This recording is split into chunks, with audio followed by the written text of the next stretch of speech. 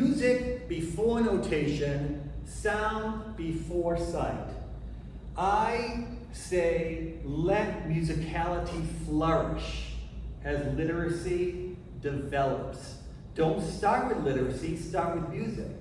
But literacy is vital, right? We all know we're all literate musicians, and thank goodness for we can play anything or sing anything. Sing songs with lyrics. Sing songs with solfege. Beginning band, right? I would rather have them play rounds and harmony parts than the first year band piece. They don't play phrases yet. But if you do a round, you can concentrate on singing, playing a phrase, playing and listening. I'm going to play my part while I have to listen. We have a limited and narrow collection of songs. They're mostly American folk songs, and they're less interesting than the rich collection of folk songs found in the elementary classroom. Am I right? You saw these songs from around the world. And so every single kid in your music class sees their music, their ethnicity represented. And what I say is, if you want every kid to feel like they belong in your band, then first of all, they all have to be successful. Start with music before notation. Secondly, do music from around the world. Expand the song repertoire, play and sing songs from around the world so that all students see themselves as belonging. Give students a richer and broader musical repertoire. And isn't that important for everyone? Right, we're a global world. So we include everyone, we include the music of all ethnicities. First thing I do is assemble the instrument. Show them how to hold the trombone. No matter how I show them, they're going to come back holding it wrong the next week, right? Whether I spend 10 minutes on it or 2 minutes on it, okay? So I'm going to repeat it every week until every person, then after a while I don't have to show them anymore. All I really need to do is have them buzz a long note with the mouthpiece. D, C, B, play a long D, long tone. D, they can play a long buzz in the mouth, they can play a long D. It's clarinet, E, D, C, right? So it's a little harder. I just have to make sure I do mouthpiece and barrel. I don't do just the mouthpiece because my ears can't take it. Mouthpiece and barrel, saxophone, mouthpiece and neck. Long note, play a long note. By the way, the person who plays the longest one wins the contest. So that they know the idea is to play a long note, because long notes equal long phrases. Play a long note on the saxophone and the mouthpiece and neck.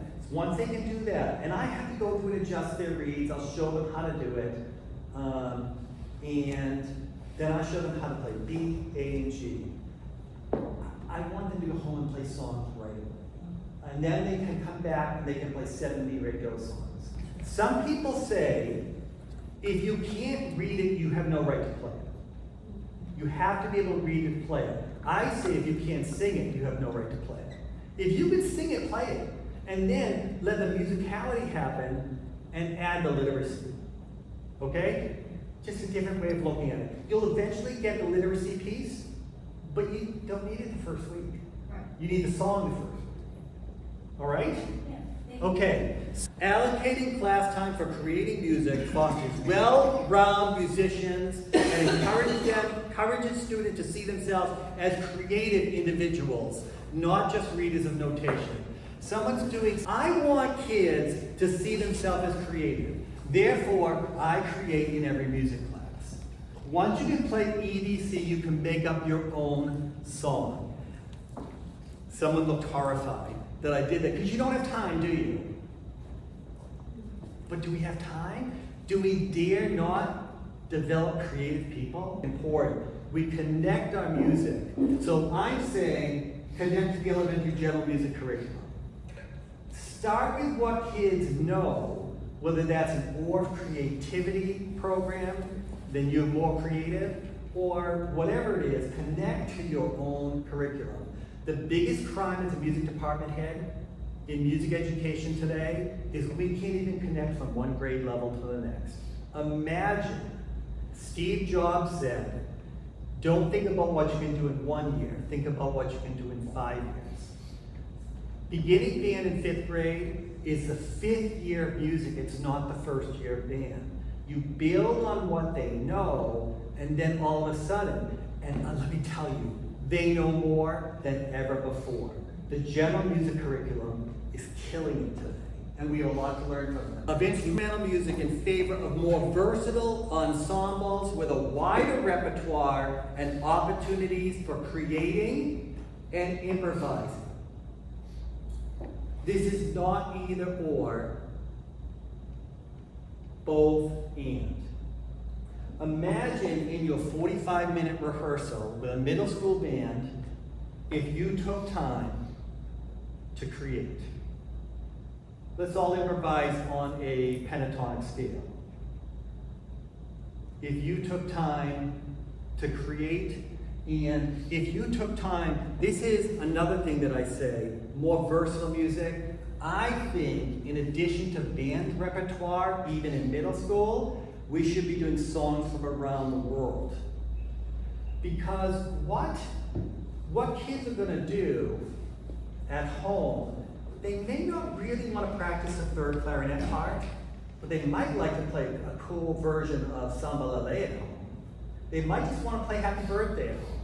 So we need to play songs and get them to play songs in addition to literature. Not either or, 5 minutes. In every rehearsal or every other rehearsal. Exploration, I've coined the term harmoniously upward model. Hum.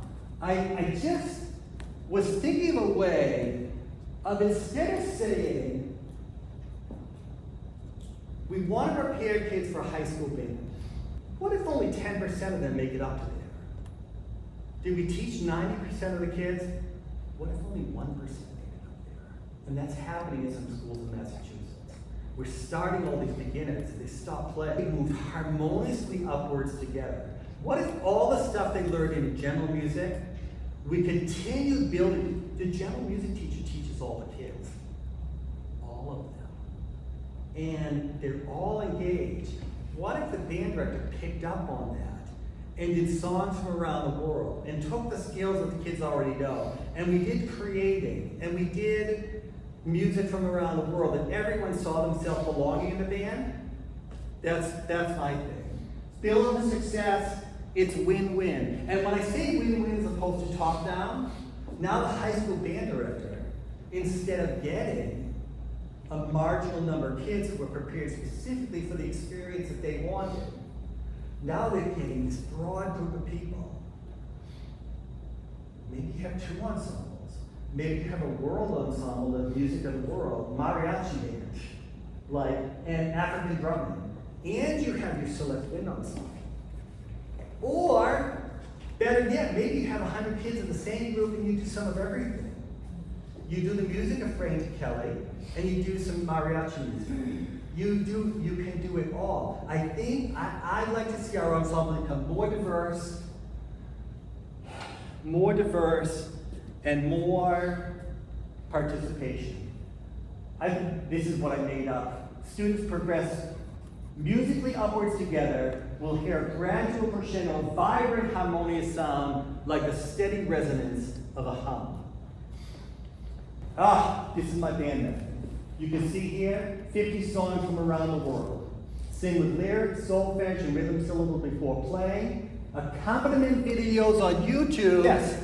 I think one of my takeaways from watching these videos in your presentation was I really like seeing how student-centered and even student-led a lot of these things you do in the classroom with kids, particularly like the improvisation and them making them up. And even in the concert you did in your gym, where you started that, but then you walked away and it really made it like about the kids. And I can see awesome? That concept of just like developing that internal like self-worth inside of them, saying like, ooh, I'm taking ownership of this, and this is something that I am creating. I think it gives you more opportunities, particularly for kids who it may take a longer time for them to like get used to doing the technique and learning getting be literate in reading the music, this is another opportunity for them to show that they're successful in their Yeah. instruments. And that's why I say broader, right? Because what if the future isn't just playing elite band composers' music?